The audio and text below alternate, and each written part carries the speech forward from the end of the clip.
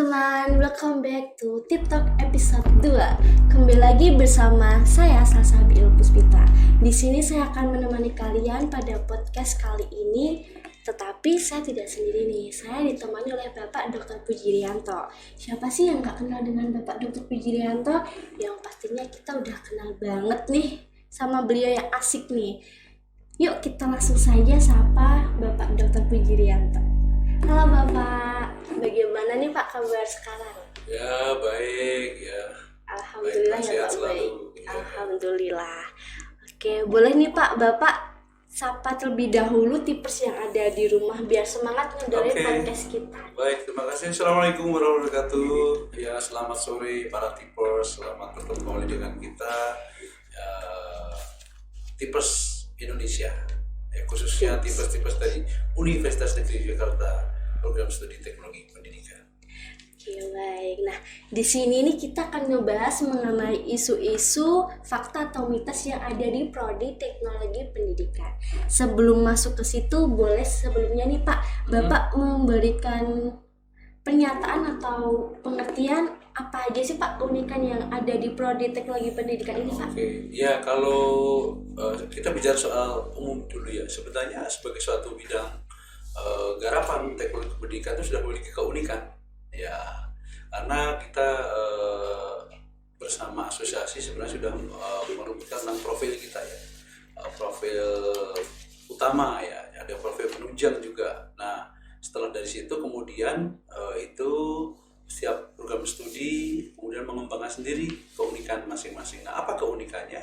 Tentu bahwa teknologi pendidikan ini berupaya memecahkan masalah-masalah pembelajaran dengan memanfaatkan berbagai proses dan sumber untuk belajar yang dimana sebenarnya bidang ini nggak begitu dikenal di tahun-tahun sebelum, tapi sekarang dengan adanya pandemi justru eksistensinya semakin menguat. Jadi keunikannya ya dia adalah pengembangan teknologi pendidikan, juga bisa pengembang kurikulum, wirausaha bidang TP, bahkan bisa menjadi pengajar di satu sisi profil yang disepakati bersama.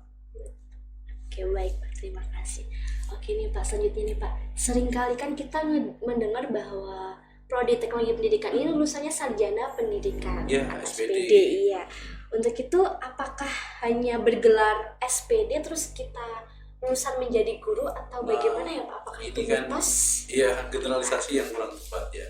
Jadi kalau SPD kan memang sarjana pendidikan, ya dia bergerak di bidang pendidikan tetapi tidak harus menjadi guru. Memang teknologi pembelajaran atau pendidikan itu tidak diorientasikan menjadi guru, tetapi memegang jabatan fungsional pengembang teknologi pendidikan sebagaimana dalam Permenpan.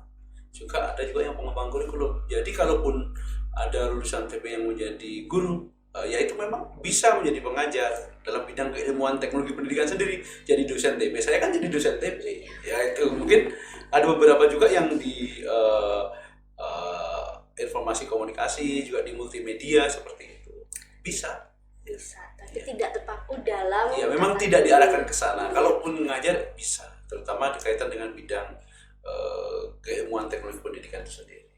Oke Pak, baik. Pernyataan berikutnya nih Pak, dalam prodi teknologi pendidikan ini apakah lulusannya tuh hanya sebagai guru atau beragam nih Pak? Nah, walaupun beragam tuh boleh spill dikit nih Pak, apa saja tuh? Sangat beragam karena begini ya. Kenapa menjadi beragam? Yang pertama bahwa bidang garapan teknologi pendidikan ini kan facilitating learning and improving performance. Facilitating learning bisa terjadi dalam proses pembelajaran di sekolah. Mungkin ada lulusan TP yang tadi dikatakan menjadi seorang pengajar, bahkan menjadi wakil kepala sekolah. Ya, ada juga yang jadi kepala sekolah juga. Nah, itu yang di bidang pendidikan. Sebenarnya sudah ada wadahnya di Permenpan nomor 27 tahun 2017 dan juga di Permenpan nomor 57 tahun 2020 pengembang kurikulum. Nah, ini kan sekarang eselon 3 dan 4 kan dikurangi oleh pemerintah dan mereka akan memiliki jabatan sebagai pengembang TP. Itu di satu sisi. Namun, yang namanya improving performance, ya, meningkatkan kinerja itu bisa terjadi di semua perusahaan, semua institusi. Semua pasti memerlukan peningkatan kinerja daripada SDM-nya. Nah, itu memerlukan desain apa? Desain kurikulum, desain pembelajarannya, bagaimana pembelajaran dirancang, bagaimana proses dirancang, resource dan sumber-sumber dan proses seperti apa yang akan dijalankan. Maka lulusan TP ada yang ada jadi badan diklat ya, menjadi perancang diklat, ada juga yang di perusahaan di sentra pendidikan BRI, ada juga yang diklat kemiliteran ya, ada juga yang mungkin di perusahaan-perusahaan ya, pengembang LMS, pengembang web ya kan, pengembang desain dan sebagainya. Itu banyak seperti itu. Jadi banyak banget nih tipe. Jadi nggak usah ragu jika ditanya apakah benar nih kalau teknologi pendidikan tuh hanya sebagai guru lulusannya. Jadi nggak perlu ragu untuk menjawab, banyak kok lulusan jadi TP tuh tidak hanya menjadi guru. Ya, di mana ada proses belajar, ada tidak belajar, disitulah TP diperlukan. Iya betul sekali. Selanjutnya nih Pak, dengar nih bahwa lulusan prodi teknologi pendidikan jika bekerja di salah satu sekolah lembaga pendidikan tuh hanya menjadi wakil kepala bidang kurikulum saja. Hanya menjadi ini kan suatu hal yang ya kita tidak bisa hanya menjadi, tapi hanya menjadi dalam kita sikapi positif ya. Ya karena memang lulusan teknologi pendidikan ini kan dia mungkin berbeda dengan dalam arti guru-guru yang memiliki bidang studi. Keahliannya memang ya di perancangan pembelajaran dan juga di kurikulum, sehingga sangat wajar kalau kemudian misalnya ada lulusan teknologi pendidikan yang kemudian menjadi guru, maka banyak yang kemudian diamanahi untuk menjadi wakil kepala di bidang kurikulum ya, karena bidang ilmunya di situ. Walaupun sebenarnya harusnya menjadi teknolog pembelajaran di setiap sekolah itu kalau ada satu saja. Saya yakin hasil penelitian Pak Dr. Sugeng Bayu Wahyono juga memperlihatkan bahwa guru ya ataupun institusi sekolah yang banyak berinteraksi dengan lulusan TP atau teknolog pendidikan, maka ternyata kinerja pembelajarannya menjadi meningkat. Itu hasil riset. Baik Pak, berarti nggak cuma menjadi wakil saja tapi bisa beragam ya Pak? Iya, bisa beragam. Pernyataan berikutnya nih Pak, apakah benar sih Pak kalau lulusan prodi ini tuh bisa bekerja di stasiun televisi? Apakah mitos atau fakta? Ini fakta, karena ada banyak lulusan kita yang bekerja di stasiun TV ya, stasiun TV swasta ya. Kemudian ada yang di Jogja saja, misalnya Mas Valid itu kan, ya dia jadi kameramen di sana, jadi kameramen. Ada yang di broadcast, ya ada yang mempersiapkan multimedia. Kalau TV itu kan memerlukan desain visual misalnya, memerlukan animasi video dan ilustrasi visual. Itu orang-orang teknologi pendidikan juga bisa melakukan itu, karena sebenarnya bidang ilmu TP itu juga merupakan bidang garapan yang di situ didukung oleh salah satu ilmu komunikasi juga. Nah, komunikasi kan berkaitan dengan broadcast dan sebagainya. Berarti bisa ya Pak? Kalau bisa jadi MC itu bisa nggak ya Pak? Bisa jadi MC. Bahkan kita mata kuliah yang terbaru kan ada presenter pembelajaran tuh. Ada. Iya, jadi mata kuliah baru tuh presenter pembelajaran. Bagaimana sih bisa tampil menarik ya di depan khalayak publik, ya, menguasai panggung, menguasai komunikasi ini. Bisa. Wah, sangat luas sekali nih Tipers. Oke, berikutnya nih Pak, mitos atau fakta nih Pak bahwa prodi teknologi pendidikan lebih mempelajari desain grafis sendiri daripada pengembangan kurikulum nih Pak. Banyak nih Pak yang seperti itu. Ya, kalau kita membandingkan dengan desain grafis terlalu melakukan simplifikasi ya. Ya, memang dalam proses pembelajaran ya, sebagaimana modalitas belajar orang itu kan banyak juga yang mendasarkan pada visual ya. Kan kalau multimedia bukan hanya visual, mungkin ada audio, ada multimedia, tapi generasi yang sekarang mungkin generasi visual ya. Nah, sehingga kalau kemudian di dalam proses pembelajaran kita itu ada juga macam desain grafis, yaitu sebagai bagian saja untuk mengakomodir karakteristik dari pembelajaran abad 21.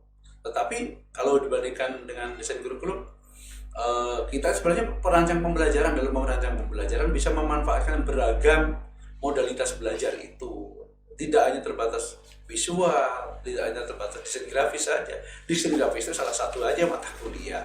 Ya, seperti itu. Jadi tidak mensimplifikasi ya. Itu mitos bahwa itu adalah desain grafis. Desain grafis itu salah satu saja yang dipelajari dalam rangka untuk menghasilkan ya tampilan ataupun media atau multimedia berbasis visual yang menarik dan memenuhi prinsip-prinsip pembelajaran. Selain nanti digabungkan dengan audionya, digabungkan Mungkin kalau misalnya karakteristik peserta belajarnya mungkin ada yang taksir, mungkin pakai multimedia kit dan sebagainya.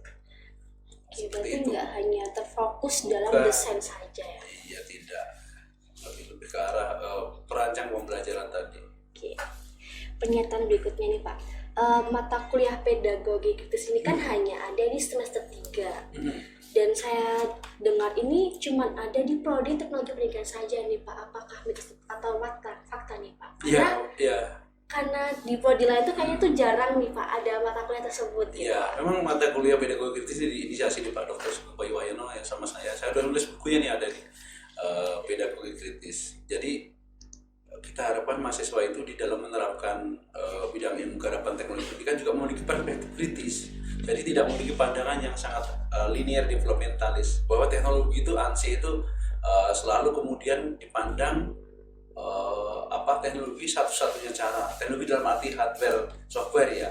Nah, sehingga memiliki perspektif yang lebih kritis bahwa di balik teknologi itu juga ada kepentingan-kepentingan yang dimana kita perlu telah lebih lanjut untuk melindungi mungkin kelompok-kelompok yang rentan. Seperti kita ketahui, kita dalam memanfaatkan teknologi nggak bisa langsung kemudian ya ini loh pakai teknologi canggih, nah, kemudian itu selalu kemudian dianggap sebagai salah satu cara. Nah, teknologi ini dalam konsep TP dimaknai sebagai hardware, software, dan brainware. Justru brainware-nya itu, ide pembelajarannya itu menjadi penting. Tidak harus selalu dengan yang teknologi canggih, tapi sesuai potensi, karakteristik sasaran, ya, kondisinya seperti apa, mana yang terbaik, dan itu bisa diterapkan, itulah teknologi gitu loh.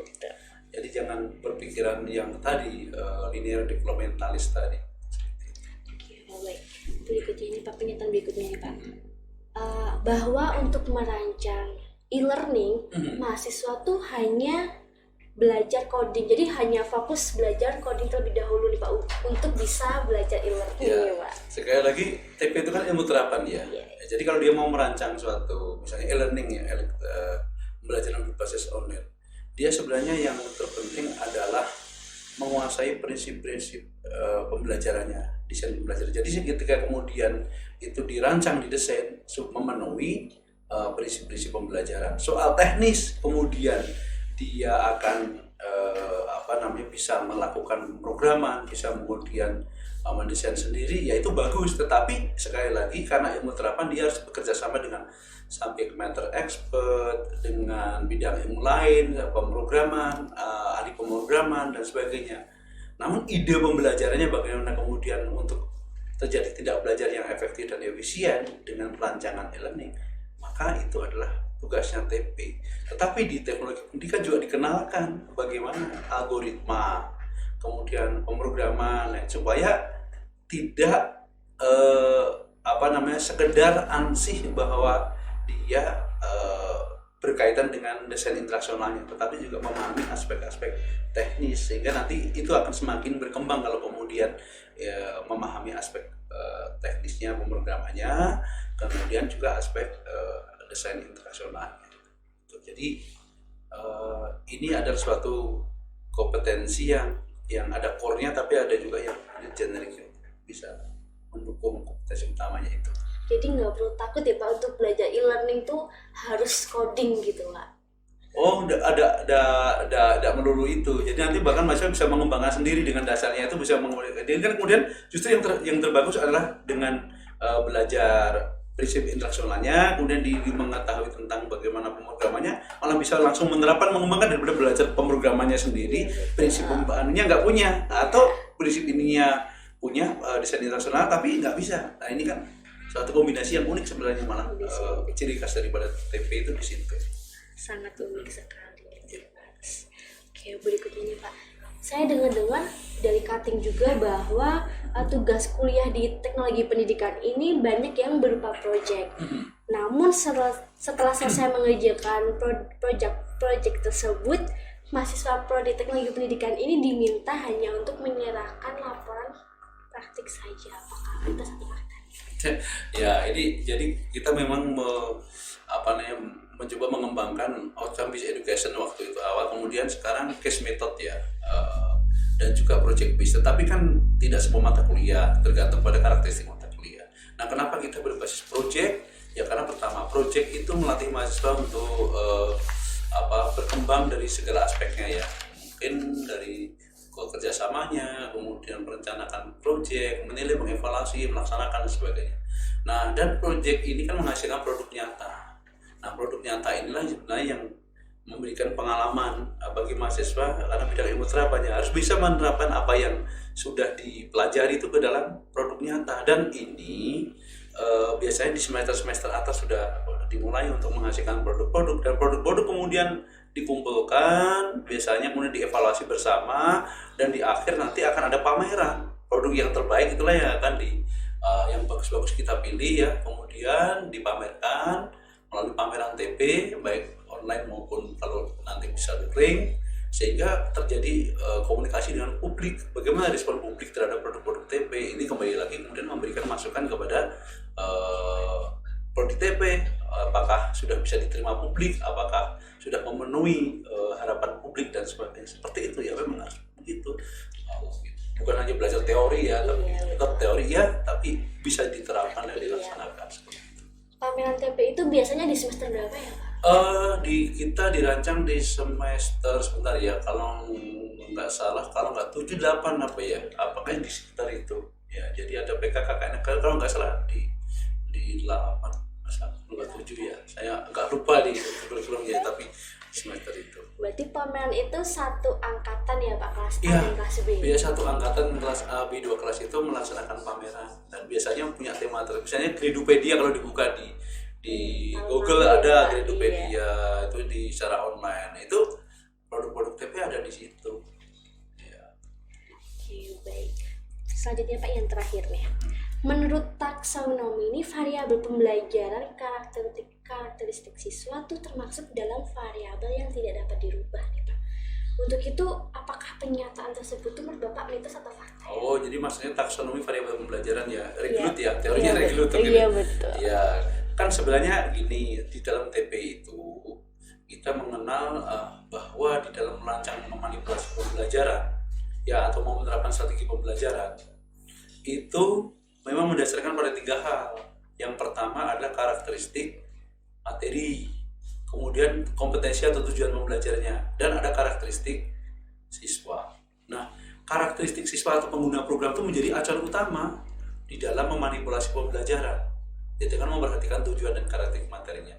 Contohnya misalnya ada siswa yang karakteristiknya mesti gaya-gaya belajarnya, ada auditif, ada kemudian visual, ada yang tekstil. Nah, di dalam TP karakteristik ini harus dilihat dulu.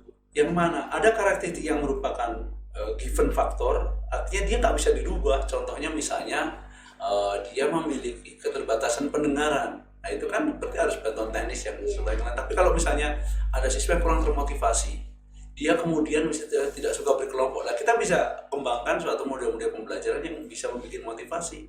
Nah, nanti di situ di atas dasar tadi karakteristik materi, tujuan dan karakteristik siswa, maka kemudian dirancanglah satu strategi pengorganisasian materinya, kemudian strategi penyampaiannya, delivery system yang menyangkut medianya apa, metodenya apa, dan strategi pengelolaan kelasnya. Kalau itu tepat mendasarkan pada karakteristik 3 tadi ya, materi, kemudian tujuan dan karakteristik siswa, maka akan terjadi efisiensi efektivitas pembelajaran dan terjadi motivasi belajar lanjut. Nah, kalau misalnya yang given faktor nggak bisa dirubah, maka menjadi kendala. Tapi kalau bisa dirubah, itu menjadi strategi, kan begitu. Nah, artinya bidang TP tidak serta-merta kemudian ini yang digunakan, tetapi kita tetap mendasarkan bahwa karakteristik peserta belajar merupakan acuan utama di dalam memanipulasi pembelajaran. Jadi intinya, misalnya seorang guru tidak boleh menolak misalnya siswanya karena seperti apa, ya itulah tugasnya untuk bagaimana dengan karakteristik itu menjadi lebih baik, kan begitu. Jadi guru harus bisa memilih apa cara mengajari strategi yang digunakan untuk ya, dia harus bisa mengambil keputusan pedagogis ya, apa strategi yang tepat untuk karakteristik ini. Makanya ada sekarang yang di Merdeka Belajar ada pembelajaran terdiferensiasi. Jadi terdiferensiasi itu dia manipulasi pembelajarannya mendasarkan pada beragam karakteristik gitu. Oke, iya. Cukup jelas banget nih Pak, mitos dan fakta. Mungkin masih banyak lagi mitos dan juga fakta yang ada di prodi kita ya Pak. Untuk itu untuk terakhir kita untuk session ini, boleh nih Pak kasih closing statement kepada tipers yang ada di rumah. Oke, jadi kalau kita bicara soal mitos, sebenarnya bukan mitos, soal pemahaman saja mungkin yang, karena bidang TP ini kan pada waktu masuk ke Indonesia ya dengan Pak Yusuf Hadi masuk sebagai aktor utama, sebenarnya kan di Amerika berkembang ya. Nah hanya di kita itu kan belum banyak yang mengetahui, tapi seiring dengan waktu sekarang nampaknya sudah mulai banyak dikenal ya, bahkan banyak diperlukan. Di beberapa formasi itu muncul teknologi pendidikan ya, di beberapa instansi. Nah, eksistensi teknologi pendidikan, teknologi pembelajaran ini dalam pembelajaran abad 21 dari adjustment to Anthropocene justru menjadi semakin kuat. Apalagi dalam kaitannya kan bangsa ini akan menjadi bangsa yang menjadi pembelajar mandiri. Manakala sebenarnya di dalam proses pembelajaran itu sejak awal bisa terjadi semacam transformasi pembelajaran, dan itu harus dibikin oleh para tapers ini. Transformasi itu bukan transisi loh ya. Jadi pembelajaran yang bisa memerdekakan, bisa membangun kemandirian, mulai dari pedagogi, kemudian andragogi, sampai kemudian menjadi pembelajar mandiri yang self-determined learning itu, menjadi agen belajar bagi dirinya, menjadi yutagogi. Nah ini kan perlu proses ini. Ya, misalnya jangan sampai ketika sudah usia dewasa belajarnya dikejar-kejar masih di ya, jadi menjadi kebutuhan. Ini adalah garapan TP supaya bagaimana proses pembelajaran sejak awal itu menarik dan bisa membangkitkan curiosity. Makanya perlu dirancang nih bagaimana pembelajaran yang terbaik, baik online maupun misalnya yang offline ya. Bagaimana taksonomi lingkungan belajar digitalnya seperti ini. Nah, bidang TP ini kalau menjadi masyarakat belajar yang kemudian berkembang tradisi belajar ya, ini negaranya akan maju seperti itu. Saya kira itu aja. Tapers yakin aja apa yang Anda lakukan ke depan itu akan semakin dibutuhkan dan eksistensinya semakin terasa seperti itu. Oke, baik, terima kasih Bapak Puji telah menemani sore kita pada kali ini. Buat tipers yang ada di rumah, boleh nih komen di bawah apa saja sih mitos dan fakta yang mungkin kalian masih bingung, apa aja itu mitos dan fakta yang ada di politik ini. Untuk itu terima kasih. Sekian dari kami dan sampai jumpa di podcast selanjutnya. See you.